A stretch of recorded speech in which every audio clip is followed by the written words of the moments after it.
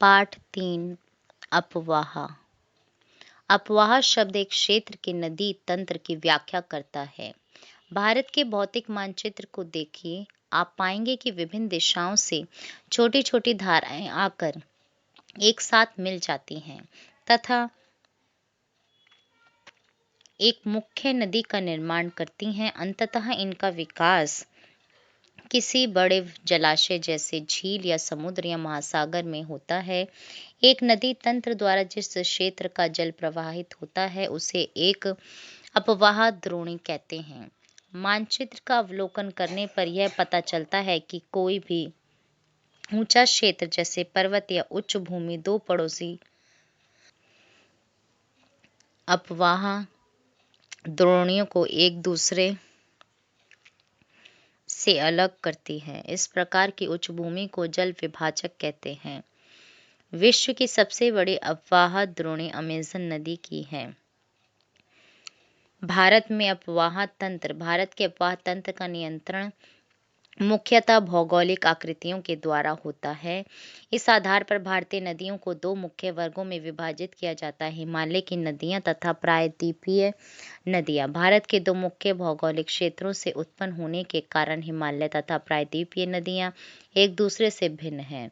हिमालय की अधिकतर नदियां 12मासी नदियां होती हैं। इनमें वर्ष भर पानी रहता है क्योंकि इन्हें वर्षा के अतिरिक्त ऊंचे पर्वतों से पिघलने वाले हिम द्वारा भी जल प्राप्त होता है।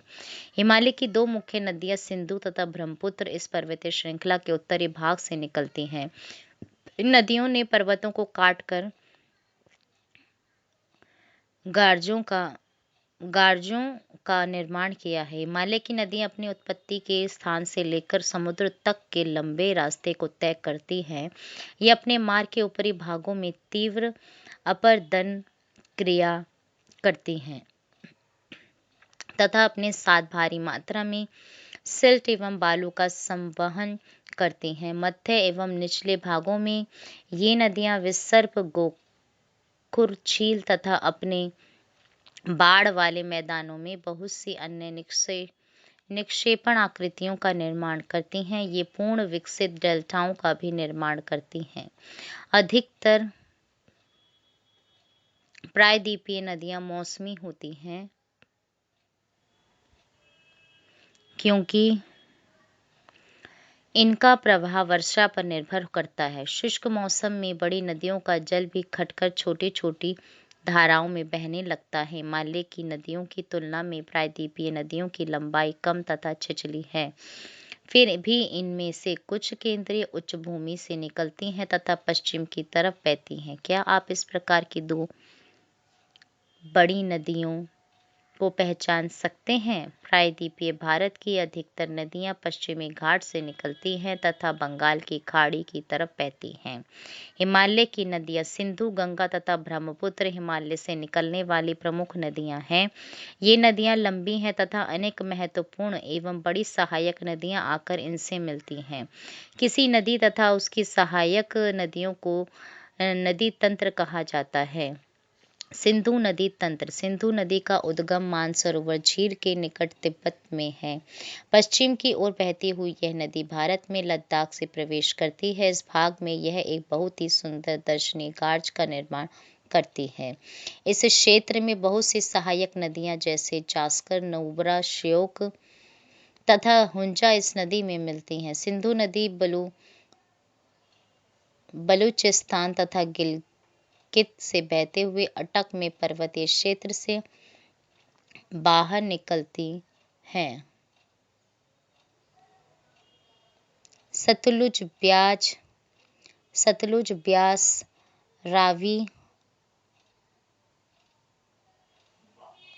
चेनाब तथा झेलम आपस में मिलकर पाकिस्तान में मिठान कोट के पास सिंधु नदी में मिल जाती हैं। इसके बाद यह नदी दक्षिण की तरफ बहती है तथा अंत में कराची से पूर्व की ओर अरब सागर में मिल जाती है। सिंधु नदी के मैदान का ढाल बहुत धीमा है। सिंधु द्रोणी का 1/3 से कुछ अधिक भाग भारत के जम्मू कश्मीर, लद्दाख, हिमाचल तथा पंजाब में तथा शेष भाग पाकिस्तान में स्थित है। 2900 किलोमीटर लंबी सिंधु नदी विश्व की लंबी नदियों में से एक है। सिंधु जल समझौता संधि के अनुच्छेद 1960 के अनुसार भारत इस नदी प्रक्रम के संपूर्ण जल का केवल 20% जल उपयोग कर सकता है। इस जल का उपयोग हम पंजाब, हरियाणा एवं राजस्थान के दक्षिण पश्चिम भागों में सिंचाई के लिए करते हैं। गंगा नदी तंत्र। गंगा की मुख्य धारा भागीरथी, गंगोत्री, हिमानी से निकलती है तथा अलकनंदा उत्तराखंड के देवप्रयाग में इससे मिलती हैं। हरिद्वार के पास गंगा पर्वतीय भाग को छोड़कर मैदानी भाग में प्रवेश करती है। हिमालय से निकलने वाली बहुत सी नदियां आकर गंगा में मिलती हैं। इनमें से कुछ प्रमुख नदियां हैं यमुना, घाघरा, गंडक तथा कोसी। यमुना नदी हिमालय के यमुनोत्री हिमानी से निकलती है। यह गंगा के दाहिने किनारे के समानांतर बहती है तथा इलाहाबाद में गंगा में मिल जाती है। घाघरा, गंडक तथा कोसी नेपाल हिमालय से निकलती हैं।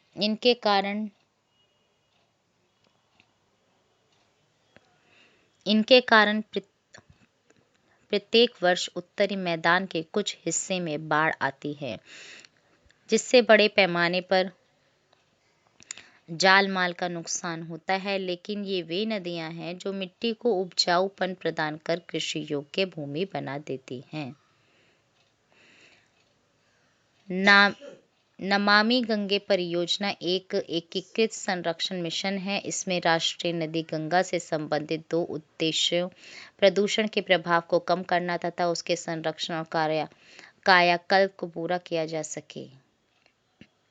आप इस परियोजना के बारे में और जानकारी निम्न वेबसाइट से प्राप्त कर सकते हैं। उस वेबसाइट का नाम है nmcg.nic.in/namamiganga.aspx#। प्रायद्वीपीय उच्चभूमि से आने वाली मुख्य सहायक नदियां चंबल, बेतवा तथा सोन हैं। ये अर्ध शुष्क क्षेत्रों से निकलती हैं। इनकी लंबाई कम तथा इनमें पानी की मात्रा भी कम होती है। ज्ञात कीजिए कि ये नदियां कैसे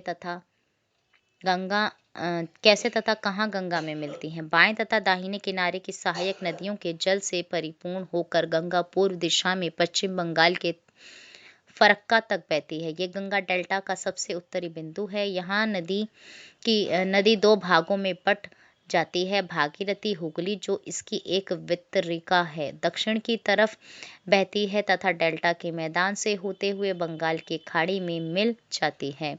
मुख्य धारा दक्षिण की ओर बहती हुई बांग्लादेश में प्रवेश करती है एवं ब्रह्मपुत्र नदी इससे आकर मिल जाती है। अंतिम चरण में गंगा और ब्रह्मपुत्र समुद्र में विलीन होने से पहले मेघना के नाम से जानी जाती है। गंगा एवं ब्रह्मपुत्र के जल वाली यह वृहद नदी बंगाल की खाड़ी में मिल जाती है। इन नदियों के द्वारा बनाए गए डेल्टा को सुंदरवन डेल्टा के नाम से जाना जाता है। सुंदरवन डेल्टा का नाम वहां पाए जाने वाले सुंदरी पादप से लिया गया है। सुंदरवन डेल्टा विश्व का सबसे बड़ा एवं तेजी से वृद्धि करने वाला डेल्टा है। यहाँ रॉयल बंगाल टाइगर भी पाए जाते हैं। गंगा की लंबाई 2500 किलोमीटर से अधिक है। चित्र 3.4 में इस पुस्तक में देख सकते हैं और इसमें गंगा नदी के अपवाह तंत्र को पहचानें। अंबाला नगर सिंधु तथा गंगा नदी तंत्रों के बीच जल विभाजक पर स्थित है। अंबाला से सुंदरवन तक मैदान की लंबाई लगभग 1800 किलोमीटर है, परंतु इसके ढाल में गिरावट मुश्किल से 300 मीटर है। दूसरे शब्दों में प्रति 6 किलोमीटर की दूरी पर ढाल में गिरावट केवल 1 मीटर है। इसलिए इन नदियों में अनेक बड़े बड़े विसर्प बन जाते हैं। ब्रह्मपुत्र नदी तंत्र। ब्रह्मपुत्र नदी तिब्बत की मानसरोवर झील के पूर्व तथा सिंधु एवं सतलुज के स्रोतों के काफी नजदीक से निकलती है। इसकी लंबाई सिंधु से कुछ अधिक है, परंतु इसका अधिकतर मार्ग भारत से बाहर स्थित है। यह हिमालय के समानांतर पूर्व की ओर बहती है। नामचा बारवा शिखर 7,757 मीटर के पास पहुंचकर यह अंग्रेजी के यू अक्षर जैसा मोड़ बनाकर भारत के अरुणाचल प्रदेश में गार्ज के माध्यम से प्रवेश करती है। यहाँ इसे दिहांग के नाम से जाना जाता है तथा दिबांग लोहित तथा दिबांग, लोहित, केनुला एवं दूसरी सहायक नदियां इससे मिलकर असम में ब्रह्मपुत्र का निर्माण करती हैं। ब्रह्मपुत्र को तिब्बत में सांगबो एवं बांग्लादेश में जमुना कहा जाता है। तिब्बत एक शीत एवं शुष्क क्षेत्र है, अतः यहाँ इस नदी में जल एवं सिल्ट की मात्रा बहुत कम होती है। भारत में यह उच्च वर्षा वाले क्षेत्र से होकर गुजरती है। यहाँ नदी में जल एवं सिल्ट की मात्रा बढ़ जाती है। असम में ब्रह्मपुत्र अनेक धाराओं में बहकर एक गुम्फित नदी के रूप में बहती है तथा बहुत से नदी द्वीपों का निर्माण करती है। क्या आपको ब्रह्मपुत्र के द्वारा बनाए गए विश्व के सबसे बड़े नदी द्वीप का नाम याद है? प्रत्येक वर्ष वर्षा ऋतु में यह नदी अपने किनारों से ऊपर बहने लगती है एवं बाढ़ के द्वारा असम तथा बांग्लादेश में बहुत अधिक क्षति पहुंचाती है। उत्तर भारत की अन्य नदियों के विपरीत ब्रह्मपुत्र नदी में सिल्ट निक्षेपण की मात्रा बहुत अधिक होती है। इसके कारण नदी की सतह बढ़ जाती है और यह बार बार अपनी धारा के मार्ग में परिवर्तन लाती है। प्रायद्वीपीय नदियां प्रायद्वीपीय भारत में मुख्य जल विभाजक का निर्माण पश्चिमी घाट द्वारा होता है, जो पश्चिमी तट के निकट उत्तर से दक्षिण की ओर स्थित है। प्रायद्वीपीय भाग की अधिकतर मुख्य नदियां जैसे महानदी, गोदावरी, कृष्णा तथा कावेरी पूर्व की ओर बहती हैं तथा बंगाल की खाड़ी में गिरती हैं। ये नदियां अपने मुहाने पर डेल्टा का निर्माण करती हैं। पश्चिमी घाट से पश्चिम में बहने वाली अनेक छोटी धाराएं हैं। नर्मदा एवं तापी दो ही बड़ी नदियां हैं जो कि पश्चिम की तरफ बहती हैं और ज्वारनदमुख का निर्माण करती हैं। प्रायद्वीपीय नदियों की अपवाह द्रोणियां आकार में अपेक्षाकृत छोटी हैं। नर्मदा का उद्गम मध्य प्रदेश में अमरकंटक पहाड़ी के निकट है। यह पश्चिम की ओर एक ब्रज घाटी में बहती है। समुद्र तक पहुंचने के क्रम में यह नदी बहुत से दर्शनीय स्थलों का निर्माण करती है। जबलपुर के निकट संगमरमर के शैलों में यह नदी गहरे गार से बहती है तथा यहाँ यह नदी तीव्र ढाल से गिरती है। वहाँ धुआंधार प्रपात का निर्माण करती हैं। नर्मदा की सभी सहायक नदियां बहुत छोटी हैं। इनमें से अधिकतर समकोण पर मुख्य धारा से मिलती हैं। नर्मदा द्रोणी मध्य प्रदेश तथा गुजरात के कुछ भागों में विस्तृत हैं। नर्मदा नदी के संरक्षण के लिए मध्य प्रदेश सरकार द्वारा नमामि देवी नर्मदे नाम की एक योजना प्रारंभ की गई है। इसके बारे में आप इस वेबसाइट से जान सकते हैं www.namamidevinarmade.mp.government.in। तापी द्रोणी। तापी का उद्गम मध्य प्रदेश के बैतूल जिले में सतपुड़ा की श्रृंखलाओं में है। यह भी नर्मदा के समांतर एक ब्रज घाटी में बहती है, लेकिन इसकी लंबाई बहुत कम है। इसकी द्रोणी मध्य प्रदेश, गुजरात तथा महाराष्ट्र राज्य में है। अरब सागर तथा पश्चिमी घाट के बीच का तटीय मैदान बहुत अधिक संकीर्ण है, इसलिए तटीय नदियों की लंबाई बहुत कम है। पश्चिम की ओर बहने वाली मुख्य नदियां साबरमती, माही, भारत पुंजा तथा पेरियार हैं। उन राज्यों के नाम हम देख सकते हैं जहां ये नदियां बहती हैं। गोदावरी द्रोणी। गोदावरी सबसे बड़ी प्रायद्वीपीय नदी है। यह महाराष्ट्र के नासिक जिले में पश्चिम घाट की ढालों से निकलती है। इसकी लंबाई लगभग 1500 किलोमीटर है। यह बहकर बंगाल की खाड़ी में गिरती है। प्रायद्वीपीय नदियों में इसका अपवाह तंत्र सबसे बड़ा है। इसकी द्रोणी महाराष्ट्र नदी द्रोणी का 50% भाग मध्य प्रदेश, ओडिशा तथा आंध्र प्रदेश में स्थित है। गोदावरी में अनेक सहायक नदियां मिलती हैं जैसे पूर्णा, वर्धा, प्राणहिता,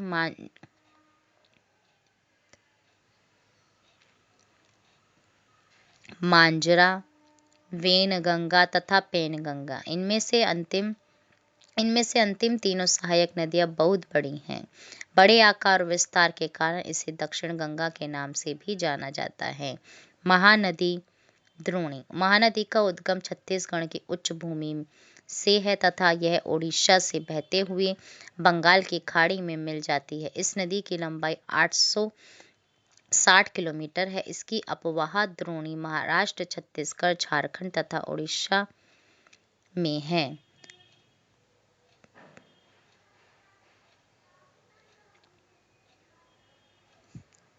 कृष्ण द्रोणी महाराष्ट्र के पश्चिमी घाट में महाबालेश्वर के निकट एक स्रोत से निकलकर कृष्णा लगभग 1400 किलोमीटर बहकर बंगाल की खाड़ी में गिरती है। तुंगभद्रा, कोयना घाट, प्रभा,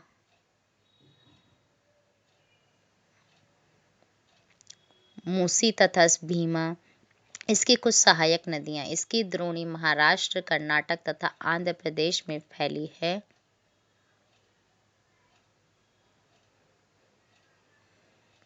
कावेरी द्रोणी कावेरी पश्चिमी घाट के ब्रह्मगिरि श्रृंखला से निकलती है तथा तमिलनाडु में कुडलूर के दक्षिण में बंगाल की खाड़ी में मिल जाती है। इसकी लंबाई 760 किलोमीटर है। इसकी प्रमुख सहायक नदियां हैं अमरावती, भवानी, हेमावती तथा काबिनी। इसकी द्रोणी तमिलनाडु, केरल तथा कर्नाटक में विस्तृत है। भारत में दूसरा सबसे बड़ा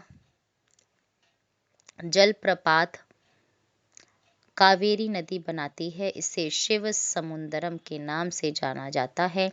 प्रपात द्वारा उत्पादित विद्युत मैसूर, बंगलौर तथा कोलार स्वर्ण क्षेत्र को प्रदान की जाती है। इन बड़ी नदियों के अतिरिक्त कुछ छोटी नदियां हैं जो पूर्व की तरफ बहती हैं। दामोदर, ब्रह्मणी, वैतरणी तथा सुवर्णरेखा कुछ महत्वपूर्ण उदाहरण हैं। पृथ्वी के धरातल का लगभग 71% भाग जल से ढका है, लेकिन इसका 97% जल लवणीय है। केवल 3% ही स्वच्छ जल के रूप में उपलब्ध है, जिसका 3/4 भाग हिमानी के रूप में है। झीलें कश्मीर घाटी तथा प्रसिद्ध डल झील, नाव वाले घरों तथा शिकारा से तो आप परिचित ही होंगे, जो प्रत्येक वर्ष हजारों पर्यटकों को आकर्षित करते हैं। इसी प्रकार आप अन्य झील वाले स्थानों पर भी गए होंगे तथा वहां नौकायान, तैराकी एवं अन्य जलीय खेलों का आनंद लिया होगा। कल्पना कीजिए कि अगर कश्मीर, नैनीताल एवं दूसरे पर्यटन स्थलों पर झीलें नहीं होती, तब क्या वे उतना ही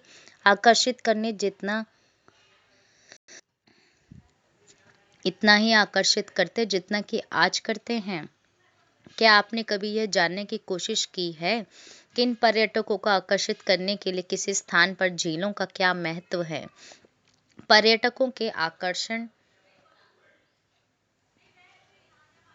के अतिरिक्त मानव के लिए अन्य कारणों से भी झीलों का महत्व है। पृथ्वी की सतह के गर्त वाले भागों में जहां जल जमा हो जाता है, उसे झील कहते हैं। बड़े आकार वाली झीलों को समुद्र कहा जाता है, जैसे कैस्पियन, मृत तथा अरल सागर। भारत में भी बहुत सी झीलें हैं। ये एक दूसरे से आकार तथा अन्य लक्षणों में भिन्न हैं। अधिकतर झीलें स्थायी होती हैं तथा कुछ में केवल वर्षा ऋतु में ही पानी होता है, जैसे अंतर्देशीय अपवाह वाले अर्ध शुष्क क्षेत्रों की द्रोणी वाली झीलें। यहाँ कुछ ऐसी झीलें हैं जिनका निर्माण हिमानियों एवं बर्फ चादर की क्रिया के फलस्वरूप हुआ है, जबकि कुछ अन्य झीलों का निर्माण वायु, नदियों एवं मानवीय क्रियाकलापों के कारण हुआ है। एक विसर्प नदी बाढ़ वाले क्षेत्रों में कटकर गोखुर झील का निर्माण करती है। स्पिट तथा बार रोधिका तटीय क्षेत्रों में लैगून का निर्माण करते हैं, जैसे चिल्का झील, पुलिकट झील तथा कोलेरू झील। अंतर्देशीय भागों वाली झीलें कभी कभी मौसमी होती हैं। उदाहरण के लिए राजस्थान की सांभर झील, जो एक लवण जल वाली झील है। इसके जल का उपयोग नमक के निर्माण के लिए किया जाता है। मीठे पानी की अधिकांश झीलें हिमालय क्षेत्र में है। ये मुख्यतः हिमानी द्वारा बनी है। दूसरे शब्दों में ये तब बनी जब हिमानियों में ने या कोई द्रोणी गहरी बनाई जो बाद में हिम पिघलने से भर गई, या किसी क्षेत्र में शिलाओं अथवा मिट्टी से हिमानी मार्ग बंध गए। इसके विपरीत जम्मू तथा कश्मीर की वुलर झील भूगर्भीय क्रियाओं से बनी है। यह भारत की सबसे बड़ी मीठे पानी वाली प्राकृतिक झील है। डल झील, भीमताल, नैनीताल, लोकताक तथा बड़ा पानी कुछ अन्य महत्वपूर्ण मीठे पानी की झीलें हैं। इसके अतिरिक्त जल विद्युत उत्पादन के लिए नदियों पर बांध बनाने से भी झील का निर्माण हो जाता है, जैसे गुरु गोबिंद सागर भाखड़ा नंगल परियोजना। झीलें मानव के लिए अत्यधिक लाभदायक होती हैं। एक झील नदी के बहाव को सुचारू बनाने में सहायक होती है। अत्यधिक वर्षा के समय यह बाढ़ को रोकती है तथा सूखे के मौसम में यह पानी के बहाव को संतुलित करने में सहायता करती है। झीलों का प्रयोग जल विद्युत उत्पन्न करने में भी किया जा सकता है।